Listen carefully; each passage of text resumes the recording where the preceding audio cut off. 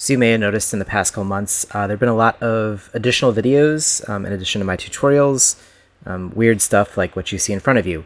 So I thought I'd just talk a little bit about what these are and maybe why you want to watch them. And I promise I will be getting back to tutorials. I have a bunch of classes that just finished up as well as some new things in the pipeline. So if you're here purely for the machine learning tutorials, I promise you'll get more of them. But I want to talk a little bit about some of these videos that I've been uploading.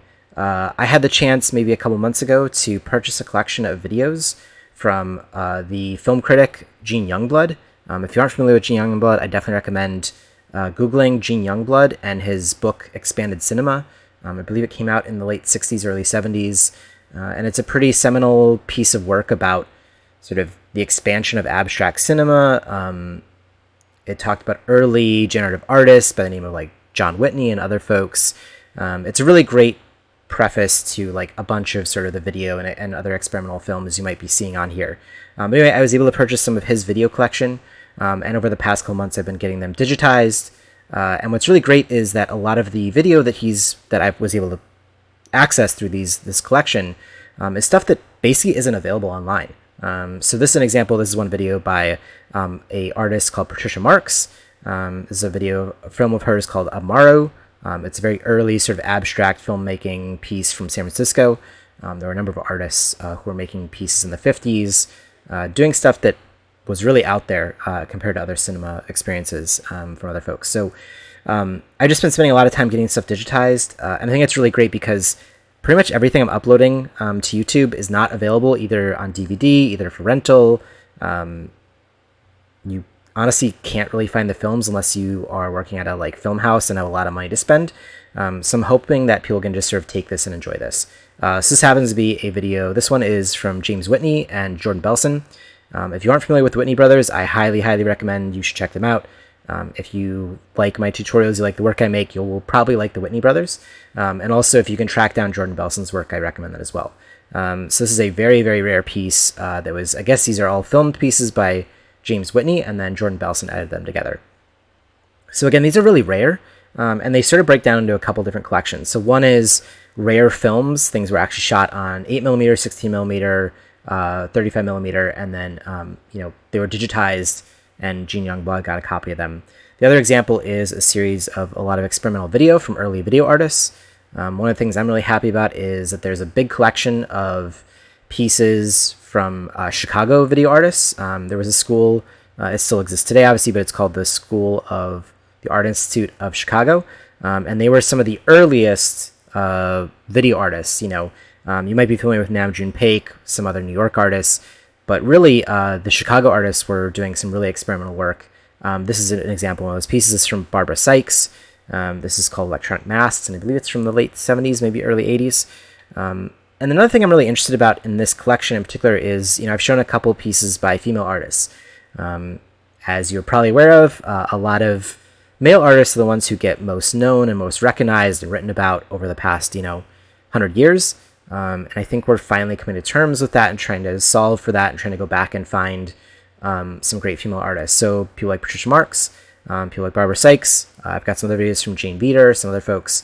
I think it's a good moment for us to reappraise the artwork that was made previously and start to ask why some of these female artists weren't as well known.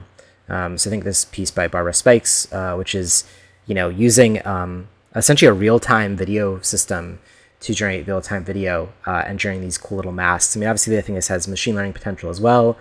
We think a lot about how we do facial recognition, those sort of things. So I think there's some interesting value to be taken from these pieces as well. I'm just really excited that I'm able to share this work. I hope if you are here only for machine learning tutorials, you're willing to skip over those and ignore them. But if you're interested in the work that I'm doing, and I'm doing a lot more video work these days, if you're interested in that, I think you'll find some pleasure in some of these pieces as well. So please take a chance to take a look at them. I would love for more people to see the work. And if you're unfamiliar with the artists, I recommend Googling them. For a lot of these artists, there are other pieces available from them. I'm trying only to put up work that I think is available or not available elsewhere. If I know another digital library is renting the pieces out, I'm trying not to put them up. I'm trying to be respectful of people's copyrights, while also recognizing I think people will want to see this work. So I highly recommend that if you have a little bit of time, take a look at these. Most of them are pretty short. you know, it's 5 minutes, 10 minutes. You can just watch them at a lunch break and see if there's anything new there. This is an example of Ernest Castella. I have a ton of his work. I've only digitized a little bit of it, but I would guess that in this videotape collection, probably all of Ernest Castella's work is here. So I think he's another really interesting artist and one worth checking out, kind of like a punk rock video art aesthetic, as you might see from here. One last thing about these videos is it's really like the last moment for us to really archive this work. I would say of the tapes I have, about 10% just straight up are worthless, or like they can't be digitized because of stuff called sticky shedding or other issues with the videotapes themselves. So unfortunately, you know, a lot of this stuff just is going to eventually rot. And for my hope, like I'm trying to take some of the money that I get from Patreon and from y'all on YouTube to digitize this work. So I'm really appreciative of you helping out, and I hope that you find value in these pieces. Please do watch them, and if you enjoy them, like let me know. I probably have more of this work, and I'm just like slowly getting it up to YouTube. So if you really do enjoy a particular piece, I'm happy to go up and try to find more of it and put more of it up. And if people want more biographies or other things about these artists, I'm learning as I go about a lot of these artists, so I'm happy to share some of it too. So yeah, I just want to give a quick like shout out to some of these videos. I'll post 2 playlists. One's on the experimental films, and one is on the experimental video. And hopefully you can watch those and enjoy them.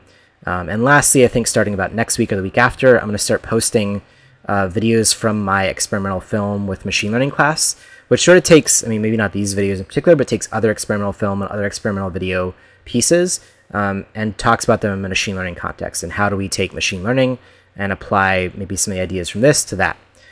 So keep an eye out for that, and I hope that you will get a lot of new material to watch. So perfect loop. This video just finished looping.